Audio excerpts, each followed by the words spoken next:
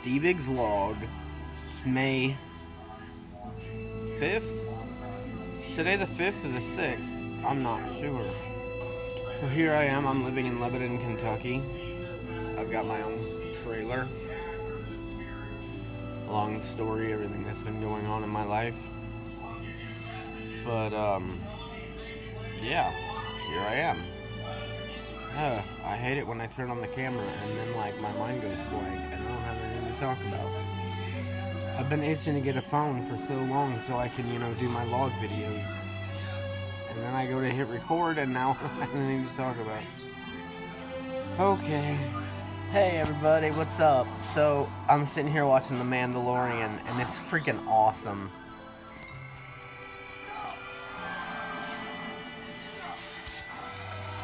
Freaking TIE fighters, and yeah, this is awesome. I love me some Star Wars. Oh my gosh, you guys, the final episode of the final story arc of the Clone Wars, dude, that was so awesome. Freaking great. It was as real as episode 3 was when I freaking saw that at the time. Stevig's log. It is May 7th? Is today the 7th? I think. Yeah, it's the 7th. Sitting here, I set my alarm to wake me up at 8:15 because at 8:30 I was supposed to have a telehealth appointment with the lady who would hook me up with my meds. And now it is 9 o'clock and they have not called. They were supposed to send me a link that I could go to set up the thing so I could do the telehealth thing. I never got it, so I called them and they were like, okay, well here, let me try to send it right now. She's like, okay, I sent it, did you ever get it? And I'm like, sat and waited to see if I received it, and I never received it, so I'm like, nope. She's like, okay, I'll just have her call you, and well, that was 45 minutes ago. So, I don't know what's going on. I've been off my meds for 8 days. I need to be able to get my meds renewed. And I feel like I'm being played with. So it's 9:30. And they've still not called me. And you know what frustrates me the most about all of this? The fact that everyone lives in such fear of coronavirus. Seriously.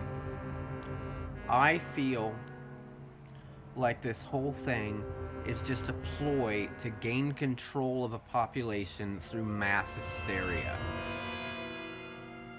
I've seen the numbers. The flu affects more people and kills more people than this virus ever will. And it sickens me that I've seen this since day one. Since day one, something in my spirit, clued me into the discernment of seeing that something is not right about this situation. Every year for the past 10 years, we have had viruses and possible pandemics pop up that turned out to be nothing. And now all of a sudden, this year, everybody throws their hands in the air and goes crazy in mass hysteria over a presumed threat that maybe a handful of people have gotten and are now recovering from. It's insane. This is nothing more than an attempt to create a global problem so that people can be controlled through fear and mass hysteria. And you know what? I am not playing the fear and mass hysteria game. I'm not going to do it. I don't know what that says about world civilization at this point, but look, I'm a Christian, and God is in complete control over the destiny of every moment, of every day, of everyone on this planet's lives. And I will not be given to such fear and hysteria. I won't. And it pisses me off that the media has convinced an army of people to stand for them and be like the urine thing is the most ridiculous thing I've ever heard. If you know, like the whole, you know, analogy of peeing on someone and wearing pants. So what? You know what? You face that risk every day you walk outside. You could get hit by a car. You could get the flu. A number of things could happen. What makes coronavirus any different? Nothing, except for the mass fear and hysteria that they're trying to stir up around it. And people are buying into it. And that is insane. It is the most insane thing I have ever seen in my entire life. And the fact that, like, the media has so many people wrapped around its finger and they're being pawns played in this stupid game, it kind of pisses me off, because then, like, my bully instinct kicks in, and I feel like I need to defend people against a tyrannical system that is bullying people and making people into pawns for their game of power and control. And it really pisses me off. But, you know, if the way things are going, if this is what the world is going to look like, oh, you have to wear a mask, or the you know, Nazi officer outside of Walmart will deny you admittance, then screw it. You can take your world and shove it up your butt, because I want nothing to do with the world like that. Like, that's the most insane thing I've ever heard, and I will not play that game. And if I'm not gonna play your game, then you can all shove off, and I just want out. Because it's seriously, this is the stupidest thing I've ever seen. And like, oh my gosh, I can't believe the number of people they have playing into it. It just absolutely amazes me.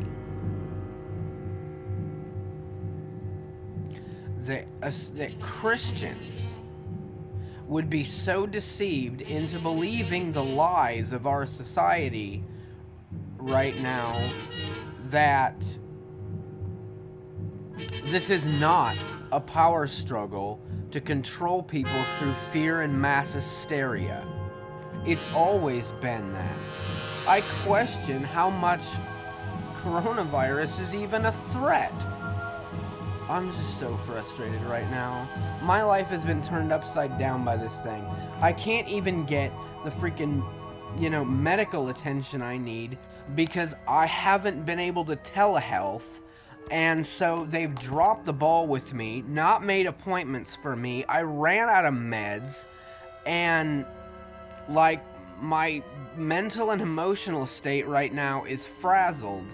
But like, my reaction to this whole coronavirus thing is not due to the fact that like I'm off my meds. I have been aware of it since it started. And I'm very uncomfortable and unsettled by it. And I will not play the game.